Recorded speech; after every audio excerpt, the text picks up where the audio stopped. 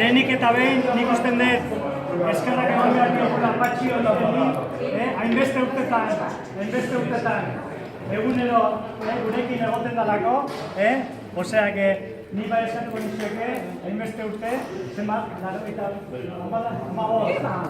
gurekin egoteagatik, osea, beste urte bete gehiago, txalo bat, mesedez.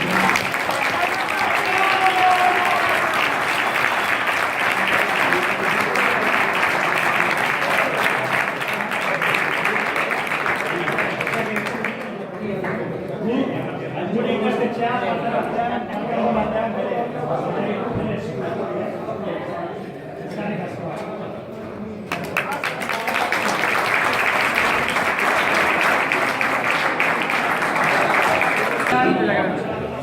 hemen mota daude, batzuk berriak, urduri daudenak eta beti lanean, baita ere eskerrak aurretortzeagatik, eta gurekin eguna pasatzeagatik. Gero beste batzu dauden, oposak eta buruan dauzkatenak. Horiek ere oso nervioso daude, oso. Eta baita ere eskerrak. Gero beste batzu daude, plaza daukatenak, mendira juteko aukera izan dutenak, edo zarreza bat hartzea izateko aukera izan dutenak. Luego están los jubilados. Eso ya es otra cosa. También hay que decir que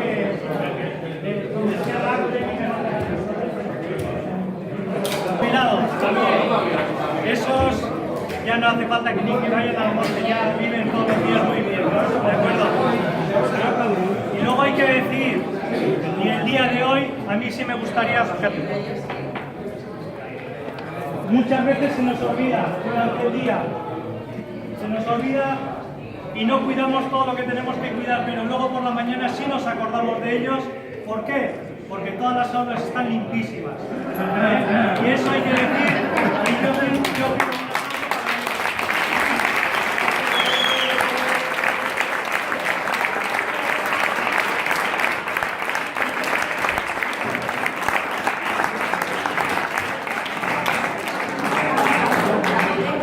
cuando tenemos y todas las visitas nos dicen, mira qué escuela más limpia y qué bien está, mucho es por ello. O sea que muchas gracias para todos.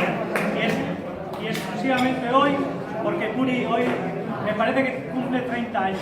Me han dicho que 30. O sea, felicidades para Puri. ¿De acuerdo?